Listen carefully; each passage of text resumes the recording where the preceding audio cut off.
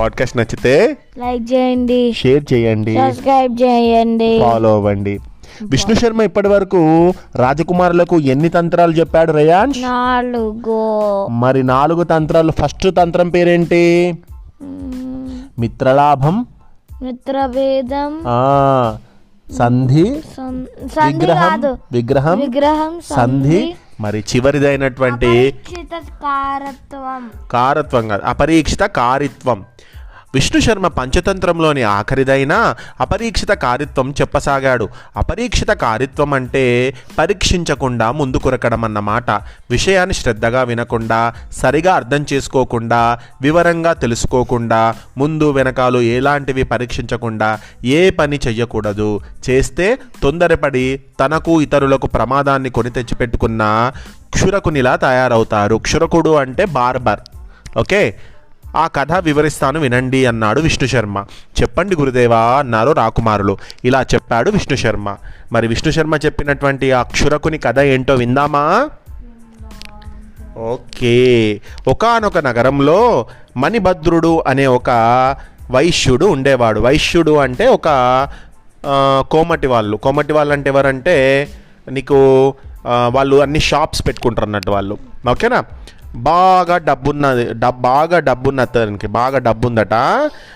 తాతలు తండ్రులు సంపాదించిన ఆస్తిపాస్తులు చాలా ఉన్నాయి. ఇక నా దగ్గర చాలా డబ్బులున్నాయి, ఇవి ఎప్పటికీ కరగవు అని అనుకున్నాడు. దాన ధర్మాలు చేస్తూ పోయాడు. కొంతకాలానికి పాపం ఆస్తులన్నీ పోయి చాలా దరిద్రంలో ఆయన పేదవాడిగా మిగిలిపోయాడు. అప్పుడు ఇలా అనుకున్నాడు అతను, ఎన్ని సుగుణాలు ఉండి ఏం లాభం? డబ్బుంటేనే గౌరవం, డబ్బు లేకపోతే ఏదీ లేనట్టే. బుద్ధి జ్ఞానం ఉన్నా అవి కూడా సరిపోవు. నక్షత్రాలు లేని ఆకాశంలో వెలవెలా పోతుంది పేదవాడి ఇల్లు. లేచింది మొదలు పేదవాడికి అన్నీ ఆరాటాలే. ఉప్పు లేదు, పప్పు లేదు, బియ్యం లేవు, నూనె కావాలంటూ చెప్పలేనన్ని ఆరాటాలు. ఈ ఆరాటాల్లో ఏం సాధిస్తాడతను? ఏ పని చెయ్యబుద్ధి కాదు, అసలు బతకాలనే ఉండదు అతనికి అనుకున్నాడు మణిభద్రుడు. ఇలా అనుకున్నాడట. పాపం పేదవాడైపోయింది కదా, తనకి బతకడం ఇష్టం లేదని తెలుసుకున్నాడు. తెలుసుకొని చేయి చాచి దేహి అని అడుక్కోకుండా పస్తులుండి చనిపోదామని అనుకున్నాడు. 2 రోజులుగా పచ్చి మంచినీళ్ళు కూడా ముట్టలేదు అతడు. ఇక నిద్రపోయాడు. అప్పుడు అతనికి ఒక కల వచ్చింది. ఆ కలలో ఒక భిక్షువు అంటే ఒక మాంక్, ఓకేనా, అతనికి కనిపించి ఇలా అన్నాడు, ఇదే రూపంలో నేను రేపు మీ ఇంటికి భిక్ష కోసం వస్తాను. నన్ను చూస్తూనే నువ్వు ఏమాత్రం సందేహించకుండా మంచి బలమైన దుడ్డుకర్రతో నా తల పగలగొట్టు. నా తల మీద దుడ్డుకర్ర పడిన మరుక్షణం నేను బంగారు నాణాల రాశిగా మారిపోతాను, నీ దరిద్రం పోతుంది అని చెప్పాడు. ఇదేంటి, మాంకు కనిపించాడు, నెత్తి మీద కొట్టమంటున్నాడు దొడ్డు కర్రతోటి. అమ్మో ఏంటిది, ఇలాంటి కల వచ్చింది అని అనుకున్నాడు. అయోమయంగా చూడసాగాడు మణిభద్రుడు. నేనెవరనుకున్నావు? ధనలక్ష్మిని. నీ దాన ధర్మాలు, నీ మంచి గుణం తెలిసి నేను ఇలా కరుణిస్తున్నాను అన్నాడు మళ్ళీ ఆ భిక్షువు. అలా అని మాయమైపోయాడు. తెల్లారింది. మెలకువ వచ్చింది మణిభద్రుడికి. లేచి కూర్చొని రాత్రి తను కన్న కలను గుర్తు చేసుకున్నాడు. సన్నగా నవ్వుకున్నాడు. పేదవాడికి ఇలాంటి కలలు మామూలే.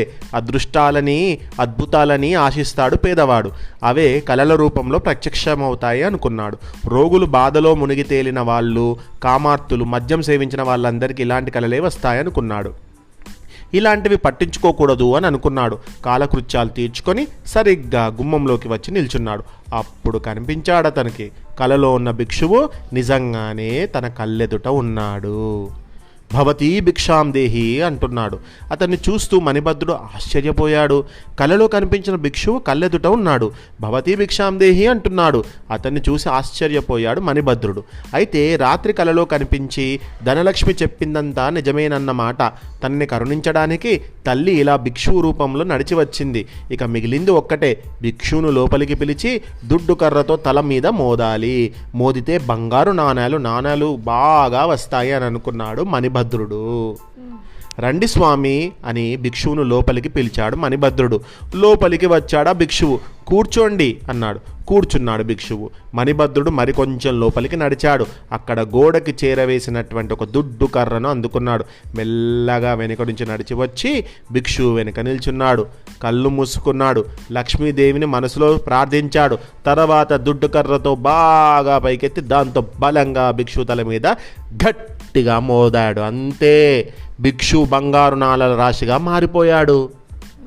ఇదంతా చాటుగా చూసినటువంటి ఒక క్షురకుడు అంటే బార్బర్ ఒకడు ఆశ్చర్యం నుంచి తేరుకోలేకపోయాడు. ఇదేంటి, మనిషి నెత్తి మీద కొడితే బంగారు నాణాలుగా మారాడా అని అనుకున్నాడు. పొద్దున్నే క్షురకర్మకు రమ్మని మణిభద్రుడు అతన్ని పిలిచాడు. వచ్చాడతను. అయితే భిక్షువు వ్యవహారంలో పడి ఈ క్షురకుణ్ణి పట్టించుకోలేదా మణిభద్రుడు. ఈయన కటింగ్ చేసుకోవడానికి పిలిచిండట.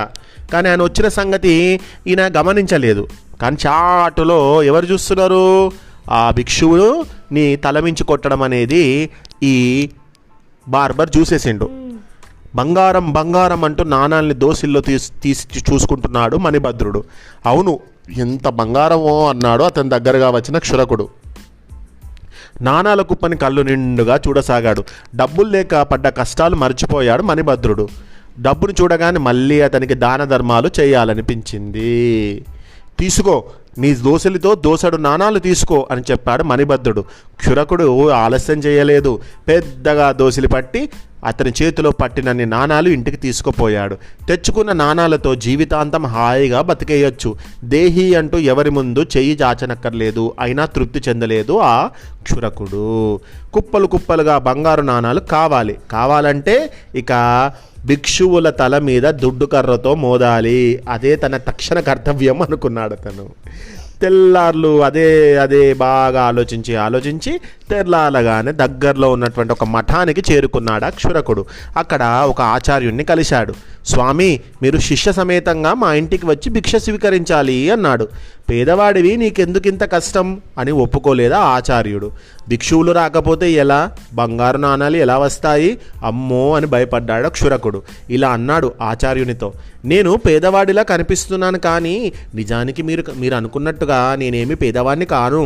నా దగ్గర మా పూర్వులు సంపాదించినటువంటి సొమ్ము చాలా ఉంది. అయితే దాన్ని నేను ముట్టుకోదలుచుకోలేదు. ఎందుకంటే వారి సంపాదన నాకెందుకని నేను పట్టించుకోను. నేను సంపాదించిన దానితోనే బతకాలన్నది నా తాపత్రయం.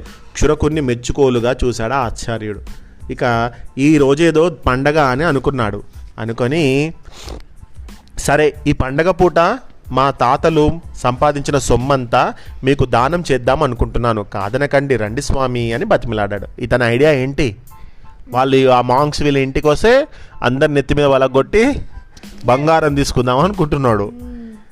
ఈ రోజేదో పండగ అని విన్నాను, కాబట్టి మీరు మా ఇంటికి రండి అనగానే మఠానికి ఆ సొమ్ముని వినియోగించండి, మా పూర్వీకుల ఆత్మలకు శాంతి కలిగించండి అని వేడుకున్నాడు.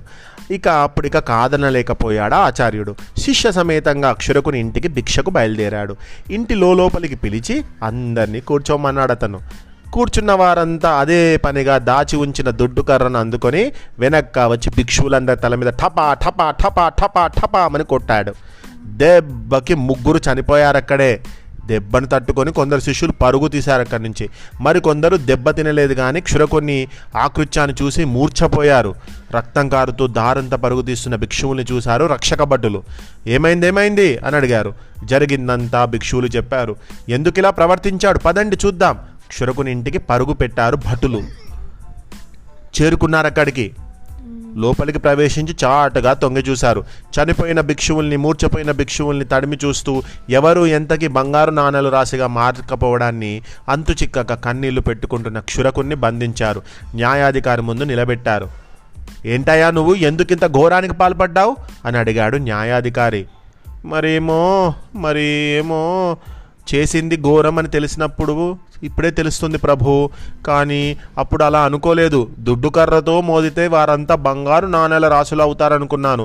మణిభద్రుడి ఇంట్లో ఇలాగే జరిగింది అని అన్నాడు క్షురకుడు. అవునా, మణిభద్రుడిని హాజరుపరచండి అని ఆజ్ఞాపించాడు న్యాయాధికారి. హాజరుపరిచారు అతన్ని.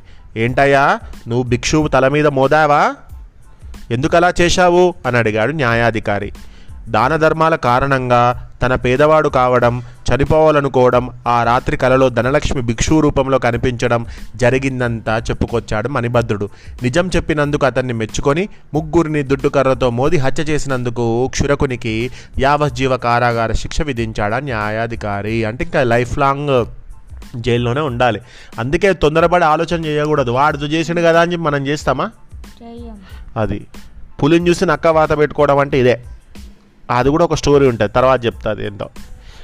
మణిభద్రుణ్ణి గుడ్డిగా అనుసరించాడే కానీ భిక్షువు ఎందుకలా బంగారు నాణేలుగా మారాడు అని తెలుసుకోలేదు అక్షురకుడు. ముందు వెనుకలు చూసుకోకపోతే ముప్పే మనకే అన్నాడు న్యాయాధికారి. అంతలోనే మళ్ళీ ఇలా అన్నాడు, కోరిక సాధించాలన్న తాపత్రయాన్ని పెంచుతుందే కానీ దేనిని దీర్ఘంగా ఆలోచించనీయదు. ఆలోచిస్తే నెత్తికి చక్రం ఎందుకు చుట్టుకుంటుంది?